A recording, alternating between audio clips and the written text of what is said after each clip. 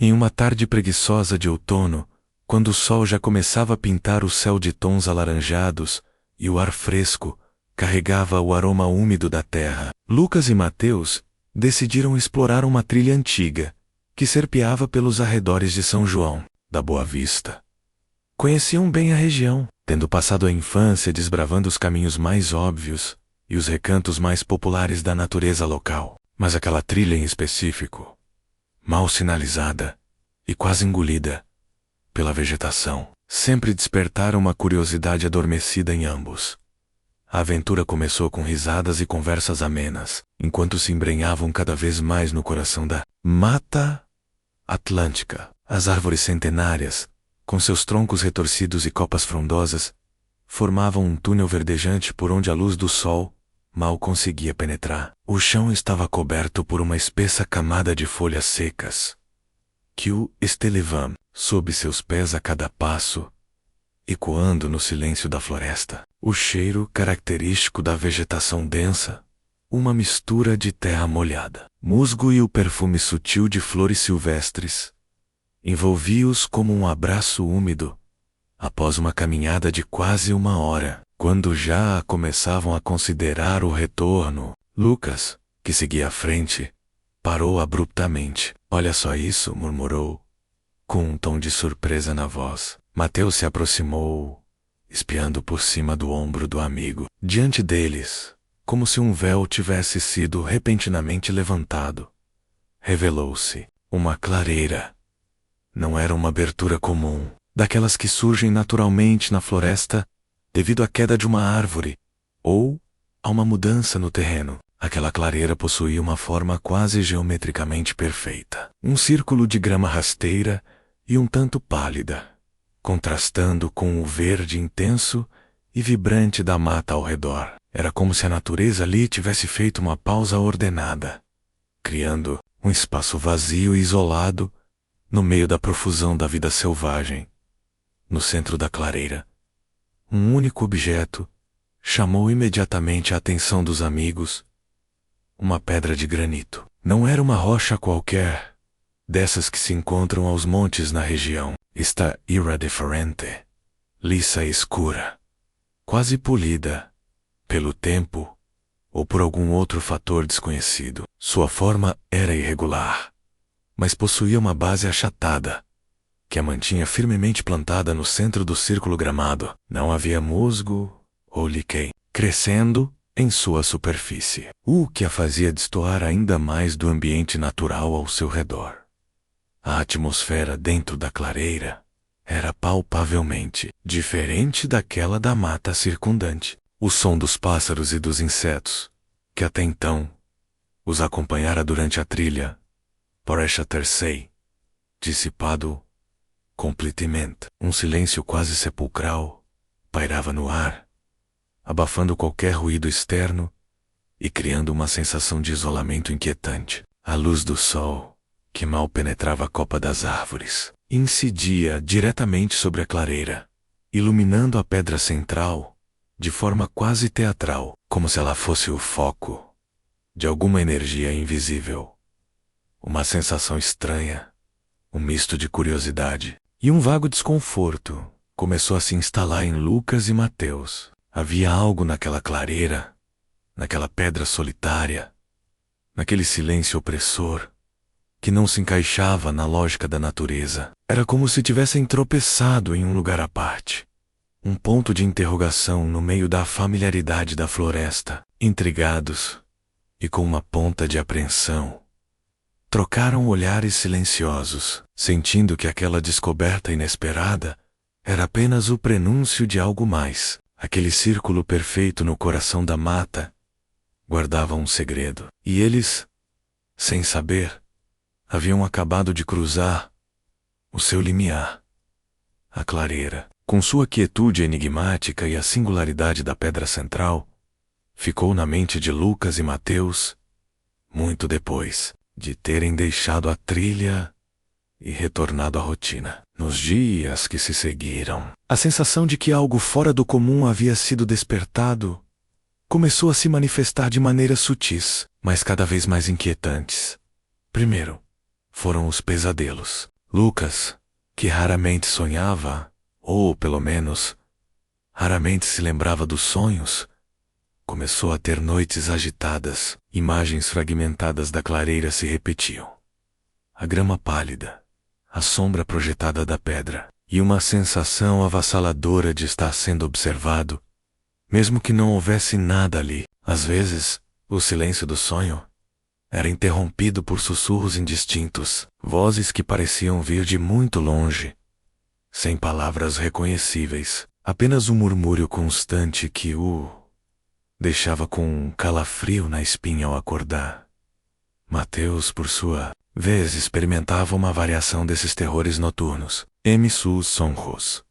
A clareira parecia pulsante, a pedra central emitindo uma luz fraca e pulsante, e ele sentia uma inexplicável atração por ela, uma necessidade de se aproximar, mesmo que o medo o paralisasse.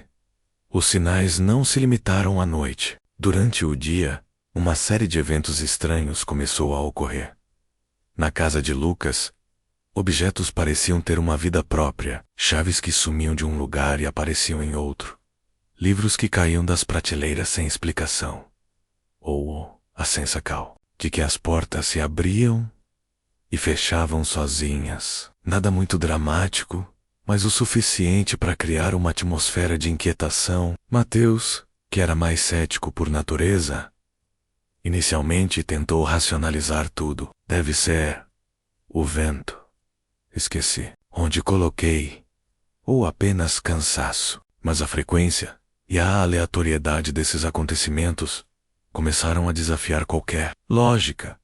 A mais perturbadora das manifestações, no entanto, era a sensação constante de estar sendo observado. Não importava onde estivessem, se sozinhos ou em meio a uma multidão, ambos sentiam olhares invisíveis sobre eles. Era uma presença fria e sutil, um arrepio que percorria a nuca e a certeza incômoda de que não estavam sozinhos. Às vezes, ao virarem a cabeça de repente, tinham a impressão de ver uma sombra fugaz nos cantos da visão, ou de ouvir um ruído abafado, como um suspiro distante, que se dissipava antes que pudessem identificá-lo. As conversas que tinham sobre a clareira, mesmo que em tom de brincadeira, pareciam ecoar na mente deles, como se o próprio ar estivesse escutando. A princípio, tentaram ignorar, atribuindo os acontecimentos ao cansaço ou à sugestão da própria mente, estimulada pela descoberta. Mas a persistência desses fenômenos, a forma como eles se intensificavam a cada dia, começou a minar sua racionalidade. A clareira, que antes era uma curiosidade, transformava-se em uma obsessão silenciosa. A ideia de voltar lá, antes apenas um pensamento distante, agora parecia uma necessidade crescente, uma resposta inegável a uma chamada que eles não conseguiam mais ignorar. O medo estava crescendo, mas, paradoxalmente, a atração pelo desconhecido, que habitava aquele círculo perfeito de grama, se tornava cada vez mais forte. Os sinais premonitórios, que a princípio foram meros incômodos, transformaram-se rapidamente em uma força perturbadora, moldando a realidade de Lucas e Mateus. O medo, antes um sussurro distante, agora ressoava em seus pensamentos. Mas, estranhamente, não era um medo que os afastava. Pelo contrário, parecia puxá-los para mais perto do abismo que haviam vislumbrado na clareira. Lucas, que sempre se considerou racional e equilibrado, começou a sentir uma compulsão incontrolável para retornar. As imagens da clareira invadiam sua mente em qualquer momento de silêncio. No trabalho, enquanto comia, antes de dormir, a pedra no centro, antes apenas um objeto de curiosidade, adquirira uma espécie de gravidade estranha, como se exercesse uma força invisível sobre ele. Ele tentava resistir, argumentando consigo mesmo que era tolice, que a floresta guardava inúmeros pontos de interesse e que a intuição gritava para se manterem longe. No entanto, cada tentativa de desviar o pensamento para outras coisas era, A clareira parecia projetar uma sombra sobre tudo, uma curiosidade insana que obscurecia a razão. Mateus, por sua vez, experimentava uma manifestação ainda mais sutil, mas igualmente potente. Não era apenas curiosidade, mas uma sensação de incompletude, como se uma parte essencial de si mesmo tivesse ficado na clareira. Ele se pegava pesquisando sobre lendas locais, folclore da região de São João da Boa Vista, qualquer coisa que pudesse explicar o que sentia. Cada artigo lido, cada história, por mais fantasiosa que fosse, só alimentava a chama da necessidade de voltar. A clareira não era mais um lugar que eles descobriram, mas sim um lugar que os chamava. O sussurro em seus sonhos se tornara uma voz persistente, um convite irrecusável. Ambos se viram presos em um ciclo de pensamentos obsessivos. Discutiam a cada dia a possibilidade de retornar, sempre com a desculpa de entender melhor, ver se era impressão ou apenas matar a curiosidade, mas no fundo sabiam que a verdadeira razão era mais profunda e aterrorizante. Uma força invisível, quase palpável, os arrastava de volta. Era como se a clareira fosse um ímã poderoso, e eles, meros pedaços de metal, incapazes de resistir à sua atração. A hesitação inicial deu lugar a uma aceitação resignada. O medo ainda estava lá, um nó no estômago, um arrepio na espinha, mas a atração pelo desconhecido era mais forte. Decidiram que iriam. Não importava os pesadelos, os objetos se movendo, a sensação de estarem sendo observados. A razão havia sido subjugada por uma necessidade primordial de retornar àquele ponto singular no coração da mata. Eles iriam de volta à clareira, não por escolha, mas por uma imposição que parecia vir de dentro e de fora ao mesmo tempo. Uma promessa silenciosa de revelações que poderiam ser tanto esclarecedoras quanto mortais.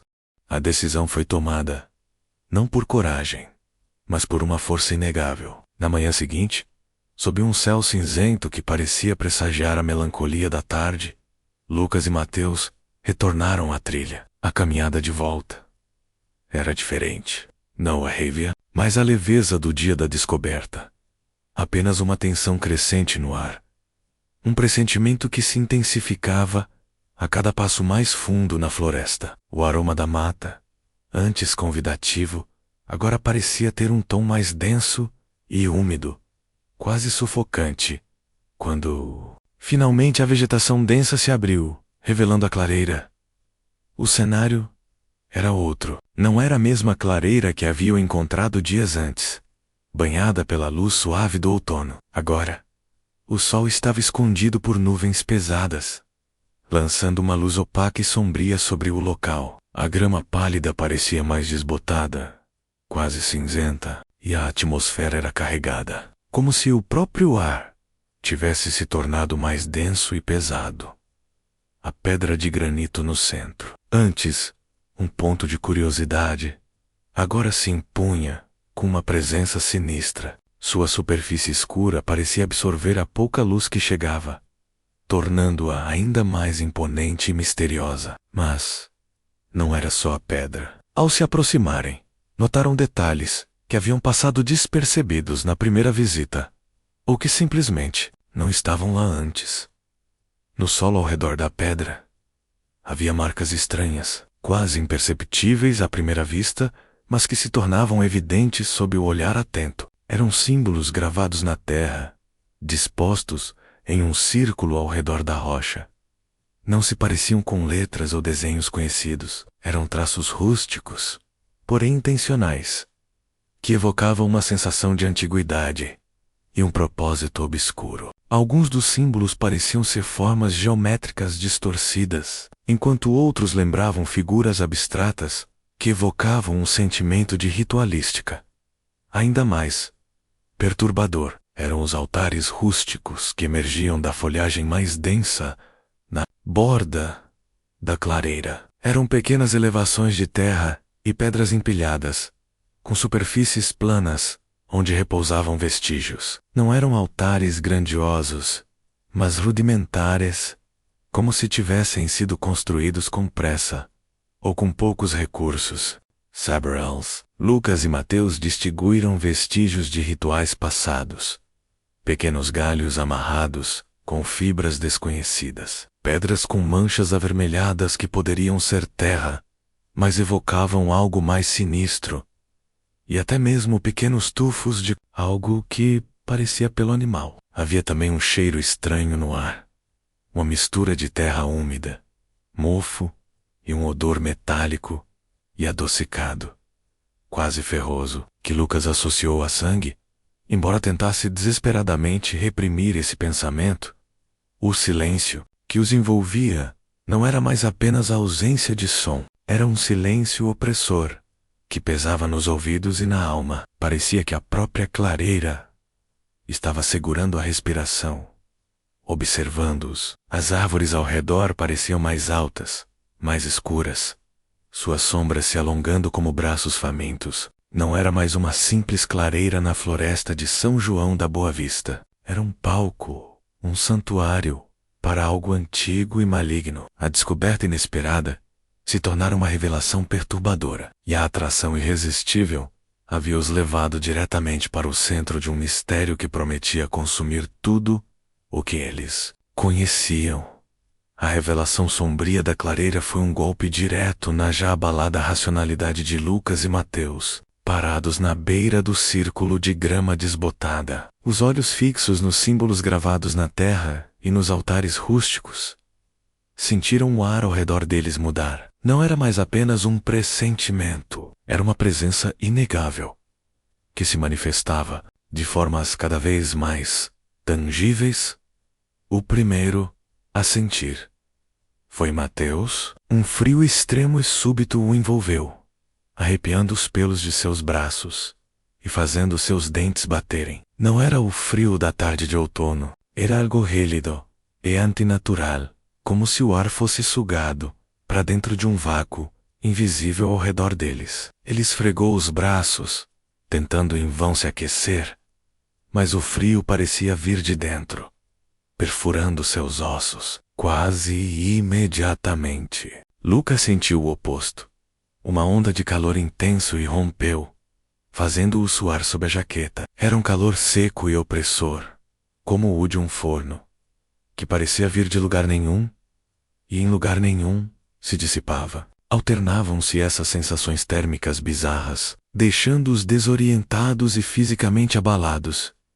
Então, os sons inexplicáveis começaram. A princípio, eram sussurros, como os que haviam assombrado seus sonhos, mas agora eles pareciam vir de todas as direções da clareira. Não eram palavras, mas uma miríade de vozes murmurando, sobrepondo-se umas às outras, criando um zumbido indistinto que penetrava em suas mentes. Depois vieram os estalos, como galhos quebrando na floresta, mas sem fonte visível, e rangeres que se assemelhavam à madeira velha se contorcendo, embora nenhuma árvore estivesse se movendo. O mais perturbador, no entanto, foi o som de algo raspando, como unhas longas arranhando uma superfície áspera, que parecia vir de trás da pedra central.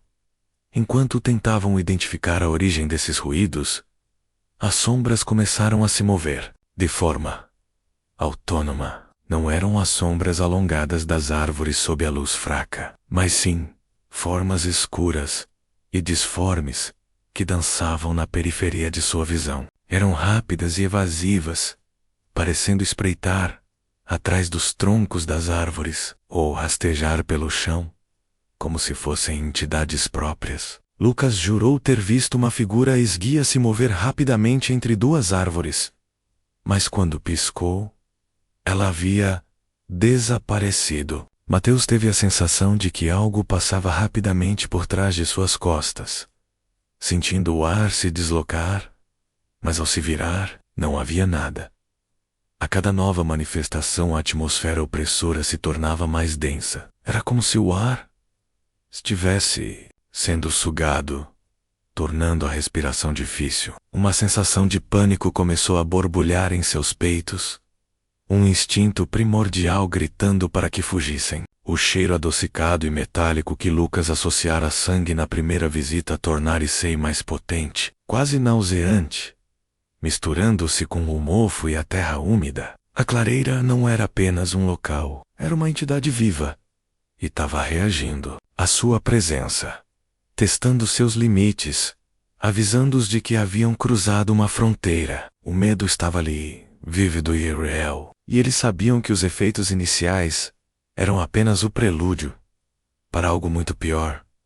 O pânico, antes um arrepio na espinha, agora se instalava no peito de Lucas e Mateus, batendo como um tambor descompassado. Os efeitos sensoriais, o frio e o calor extremos, os sussurros crescentes, as sombras dançantes, haviam esgotado suas últimas reservas de racionalidade. O cheiro metálico e adocicado ficava mais forte, quase insuportável, permeando cada respiração. Foi então que o impensável começou a acontecer.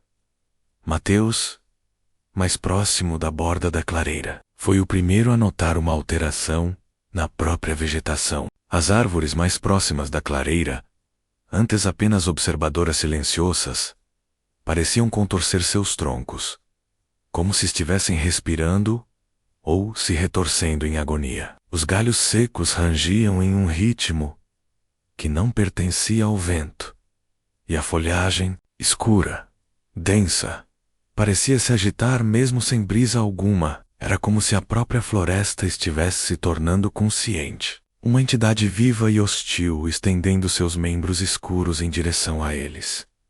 No entanto, o verdadeiro horror se manifestou no centro da clareira, próximo à pedra de granito. A escuridão ao redor da rocha começou a se aprofundar, não apenas pela ausência de luz, mas como se uma sombra mais densa e palpável estivesse emergindo do próprio solo. Ela não tinha uma forma definida a princípio.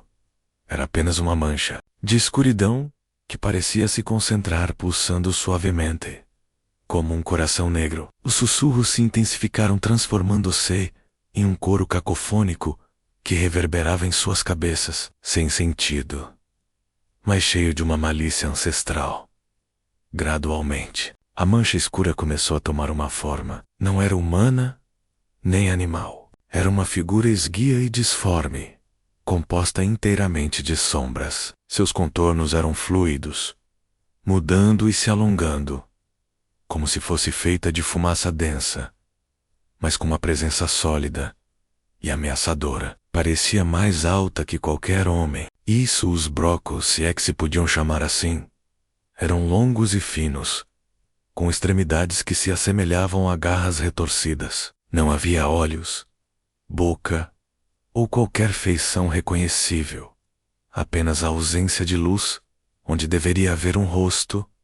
À medida que a entidade se elevava acima da pedra, uma sensação de frio cortante emanou dela, fazendo a pele de Lucas e Mateus formigar e arrepiar-se por completo. Eles sentiram um peso sobre seus peitos, como se uma força invisível estivesse os pressionando contra o chão, dificultando ainda mais a respiração. A figura sombria não se movia rapidamente, mas seu avanço era inexorável, escorregando pelo solo da clareira em direção a eles, com uma lentidão aterrorizante, como uma predação inevitável.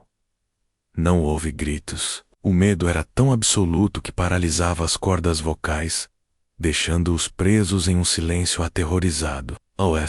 Na terra ao redor da pedra antes, mares marcas pareciam agora brilhar com uma luz bruzuleante, e os altares rústicos pareciam exalar uma névoa escura. A clareira não era mais um local, era o corpo de uma força antiga, e a figura sombria que dela emergia era a manifestação pura do horror que os havia traído até ali. A materialização era completa, e Lucas e Mateus estavam face a face com o que quer que vivesse naquele lugar.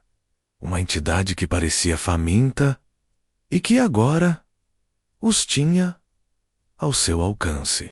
A figura sombria, emergindo da escuridão do solo, pairava sobre a pedra de granito, sua presença gelada, sufocando qualquer tentativa de grito em Lucas e Mateus. O pânico era absoluto, mas a paralisia era ainda mais forte, prendendo-os no lugar, como moscas presas em teias invisíveis. Foi então que a verdadeira extensão do horror da clareira se revelou. A entidade disforme não era a única manifestação. À medida que se tornava mais definida, uma luz fraca e pulsante começou a emanar da pedra de granito e dos símbolos gravados na terra ao redor. Não era uma luz natural, mas um brilho esverdeado e doentio, que parecia vir de uma dimensão diferente, iluminando as marcas no chão com uma energia macabra. Os símbolos antes rústicos agora pareciam se contorcer e vibrar, como se estivessem ganhando vida. E Lucas teve a vertiginosa sensação de que estava vendo palavras ou instruções em uma língua que sua mente não conseguia processar, mas que seus instintos primitivos reconheciam como terrivelmente antiga. Então, os cânticos começaram. Não vinham da entidade, mas pareciam emanar do próprio ar, das árvores, da terra. Eram vozes múltiplas, profundas e guturais, que se entrelaçavam em uma melodia dissonante e repetitiva. Era uma linguagem que nenhum deles jamais ouvira, mas que carregava um peso arrepiante, uma sonoridade que parecia perfurar a barreira do som e se alojar diretamente em suas mentes. Cada nota ressoava com uma intenção clara e nefasta. Os cânticos aumentavam em volume e intensidade, transformando o silêncio opressor da clareira em um coro ensurdecedor de louvor ou invocação. Mateus, em meio ao terror, percebeu a cena como um terrível ritual em andamento. Os altares rústicos, que antes pareciam meros vestígios, agora faziam sentido. Sobre um deles, uma lâmina antiga e enferrujada se materializou, brilhando fracamente com a luz esverdeada. Em outro, um crânio animal, corroído pelo tempo, repousava sobre uma pilha de ossos menores. A névoa escura que exalava dos altares se adensou, formando redemoinhos que pareciam se dirigir para a figura sombria no centro. A entidade, em resposta aos cânticos e às manifestações dos altares, começou a se mover com mais propósito. Não se locomovia andando, mas flutuava, girando lentamente sobre a pedra, como se estivesse absorvendo a energia do ambiente. Seus longos braços sombrios se estenderam em direção aos protagonistas, e eles sentiram uma puxada invisível, como se cordas etéreas estivessem se enrolando em seus membros, arrastando-os lentamente para o centro da clareira. O propósito do ritual tornou-se terrivelmente claro. Eles não eram meros espectadores, haviam sido atraídos para serem parte dele. Eram as novas peças em um jogo ancestral. O sacrifício, ou os instrumentos de uma cerimônia, que estava prestes a atingir seu clímax. A clareira, a pedra, a entidade, os cânticos, tudo fazia parte de um plano horripilante que vinha se desenrolando desde a primeira descoberta. E agora eles estavam presos no coração de sua conclusão. A verdade cruel se cravou na mente de Lucas e Mateus. Eles eram o sacrifício. As cordas invisíveis se apertavam, arrastando-o centímetro por centímetro para a proximidade da figura sombria. O ar se tornara denso, sufocante, e o coro de cânticos guturais parecia reverberar dentro de seus próprios crânios. O terror deu lugar a um desespero primordial, um instinto cego de sobrevivência que rompeu a paralisia. Lucas, impulsionado por uma descarga de adrenalina, foi o primeiro a reagir. Com um urro de puro terror e fúria, ele se lançou para o lado, tentando quebrar a atração invisível que o puxava. O solo úmido e escorregadio, coberto pelas folhas mortas, quase o fez cair, mas ele conseguiu se arrastar, os dedos se cravando na terra.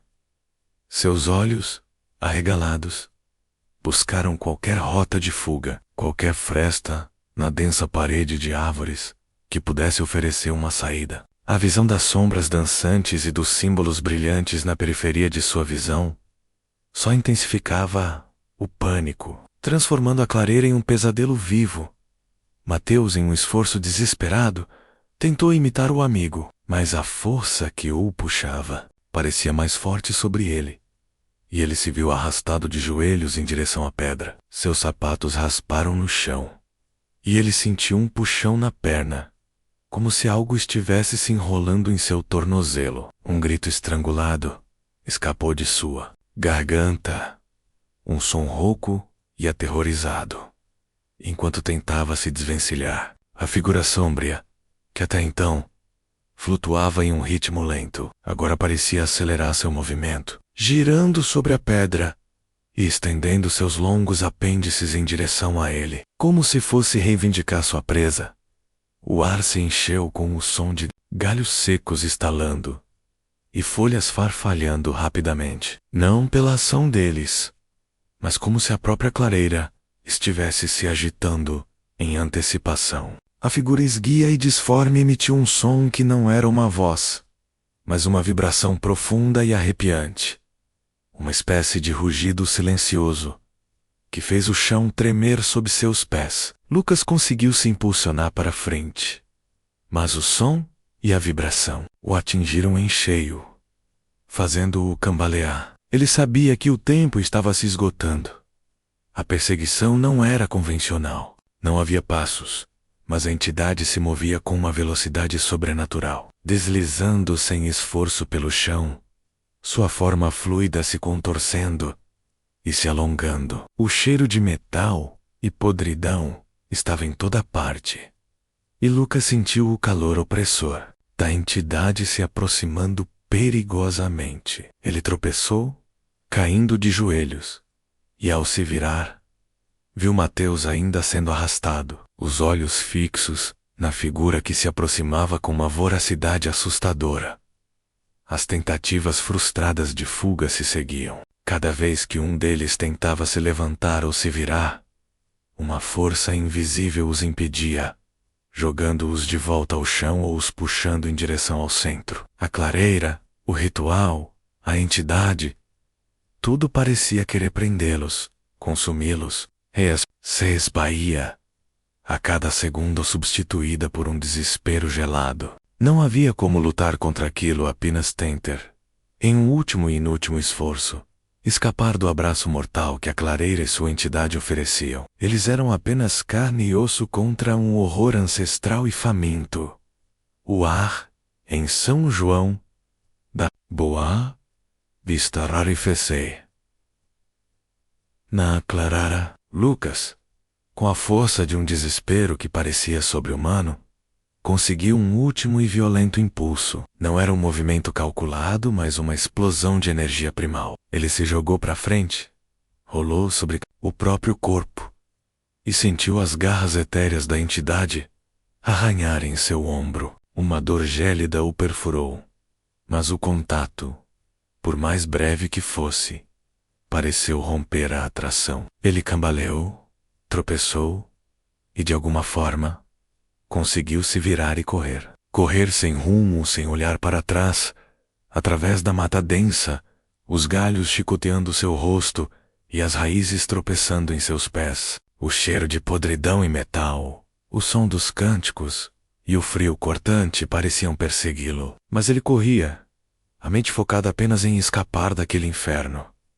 Mateus, no entanto, não teve a mesma sorte. Quando Lucas se lançou, a atenção da entidade pareceu se voltar inteiramente para ele. Mateus sentiu o puxão invisível se intensificar, arrastando-o para mais perto da pedra. Seus gritos se tornaram roucos, inaudíveis, em meio ao coro gutural. A figura sombria, pairando acima da pedra, estendeu seus longos e disformes apêndices. Lucas, mesmo em sua fuga cega, ouviu-o, que parecia ser um último e aterrorizado urro de Mateus, um som que foi subitamente abafado, como se engolido pela própria escuridão. Não houve mais nada. O silêncio da clareira, perturbado pelo ritual, voltou, mas agora carregava um peso fúnebre, um vazio sinistro. Lucas não parou. Ele sabia. Ele sentiu. Mateus havia sido consumido. Quando finalmente Lucas emergiu da floresta, tropeçando no asfalto de uma estrada vicinal. O sol já se punha, pintando o céu de tons avermelhados, quase zombando da escuridão que ele acabara de presenciar. Estava ofegante, o corpo tremendo incontrolavelmente, coberto de arranhões e lama. Sua camisa rasgada no ombro revelava uma mancha roxa e gelada onde a entidade o tocara. Fisicamente, ele estava exausto e ferido, mas as marcas mais profundas eram invisíveis. A experiência havia fraturado algo dentro dele. A imagem de Mateus sendo arrastado, os cânticos, a figura sombria, menos tudo estava gravado em sua mente.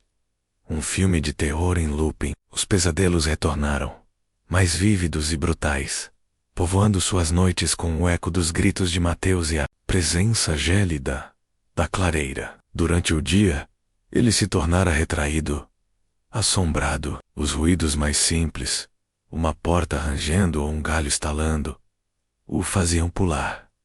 A paranoia o consumia. Ele constantemente olhava por cima do ombro, convencido de que a entidade, ou algo dela, havia o seguido para fora da clareira. A vida em São João da Boa Vista, antes pacífica e familiar, agora era um cenário de constante apreensão. Lucas havia escapado da clareira, mas nunca mais seria o mesmo. Ele era um sobrevivente, mas também uma vítima. Aquele lugar, no coração da mata, que antes era apenas uma curiosidade, agora era um túmulo para seu amigo e uma prisão para sua própria mente. Um lembrete constante de que o horror era real e havia-o tocado profundamente. Os dias viraram semanas, as semanas em meses, mas a sombra da clareira nunca abandonou Lucas. Ele continuou em São João da Boa Vista. A cidade que antes lhe oferecia consolo, agora parecia um labirinto de memórias e ansiedades. Roxa em seu ombro, embora lentamente desbotasse, era um lembrete físico constante do toque gélido da entidade, mas eram as cicatrizes internas que se recusavam a curar. Lucas vivia em um estado de vigilância constante. O menor ruído, uma folha arrastada pelo vento, o farfalhar dos arbustos, o enviava para um estado de alerta paranoico. Ele se isolou de seus antigos amigos e familiares, incapaz de explicar o horror que havia testemunhado. Suas tentativas de falar sobre Mateus eram sufocadas por um nó na garganta, e a verdade sobre a clareira parecia tão bizarra que ele temia ser considerado louco. Ele passava as noites em claro, ou quando adormecia, era atormentado por pesadelos vívidos que o levavam de volta àquele círculo amaldiçoado, revivendo o grito final de Mateus e a sensação de ser arrastado para o desconhecido. A clareira, por sua vez, permaneceu um ponto de terror latente. Boatos começaram a circular em São João da Boa Vista sobre a trilha abandonada e o lugar onde coisas estranhas acontecem. Histórias de animais que se recusavam a entrar em uma certa parte da mata, de viajantes que se perdiam misteriosamente ou que voltavam com febres inexplicáveis e delírios. Os moradores mais antigos sussurravam sobre rituais antigos e uma força que dormia nas profundezas da floresta, mas que ocasionalmente despertava para reivindicar os incautos. Ninguém mais se aventurava na trilha que levava à clareira, e ela se tornou um local tabu, envolto em superstições e medo. Lucas, apesar de tudo, sentiu uma necessidade estranha de manter a memória de Mateus viva e, de alguma forma, avisar. Ele começou a desenhar compulsivamente os símbolos que vira na terra da clareira, tentando dar sentido à loucura. As vozes em sua cabeça, embora menos intensas, ainda sussurravam, e ele se perguntava se a entidade ainda estava lá, se ela o observava de longe, esperando o momento certo para reivindicá-lo. Também, o legado do medo não era apenas a clareira, ou o que ela continha, era a marca indelével deixada em Lucas, que agora carregava o peso de um segredo aterrorizante e a perda irreparável de um amigo. A clareira era um lembrete sombrio de que, mesmo nas paisagens mais familiares, o horror podia se esconder, e que algumas portas, uma vez abertas, jamais poderiam ser verdadeiramente fechadas. A história da clareira não era um conto de fadas. Era um aviso silencioso, mas persistente, para qualquer um que ousasse ignorar os limites entre o conhecido e o inominável, que espreitava nas profundezas da mata de São João da Boa Vista. Este é o último tópico da sua estrutura. Você gostaria de explorar alguma outra ideia para a história? Ou talvez pensar em como esses tópicos poderiam ser expandidos em capítulos?